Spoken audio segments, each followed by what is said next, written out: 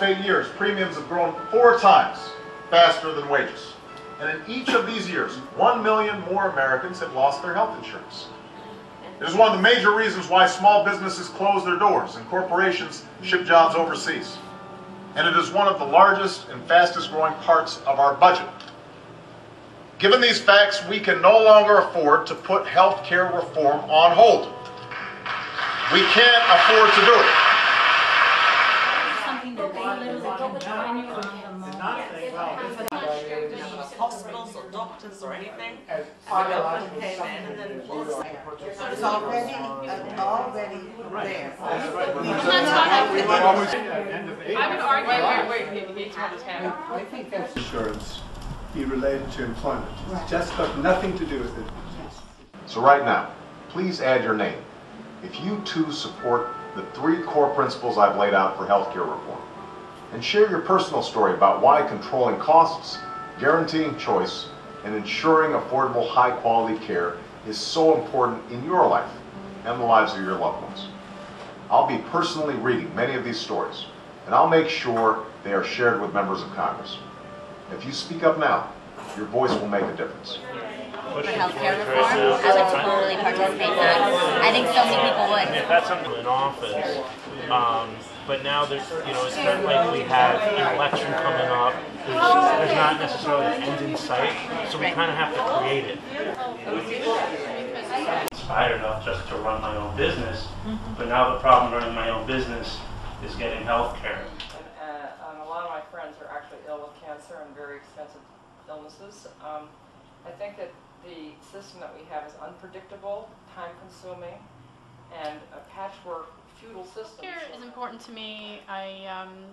For a couple of reasons. My mother's a nurse. She's actually an RN first assistant, which means she does surgery. And a lot of times she doesn't get paid for what she does because Medicare won't pay for it. Yeah, we own the business together. We quit our jobs in 2007, our other jobs where we had health insurance.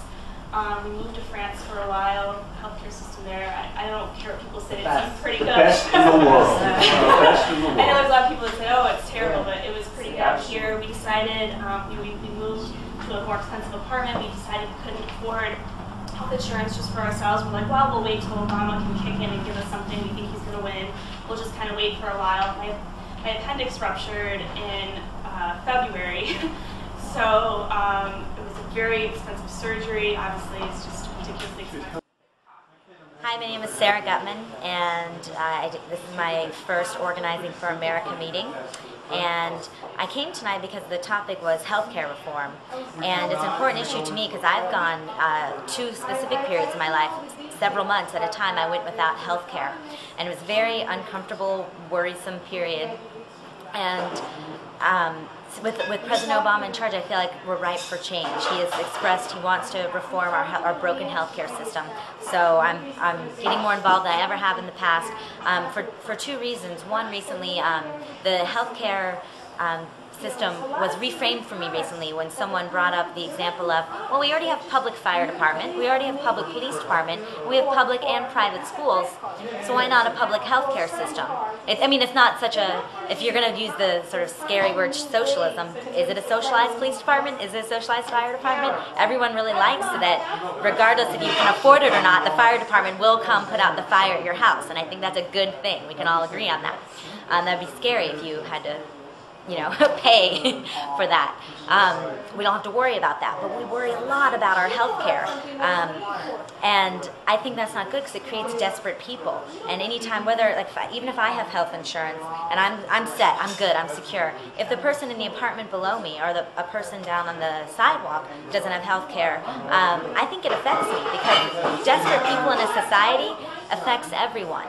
And that if they're desperate and they could commit desperate acts, crimes, or because they're so paying so much for healthcare premiums, they can't afford other things. So just in general, desperation, I think, is not a good thing to have in a society. Or do you want to minimize it? I'm sure it'll always be there in some size.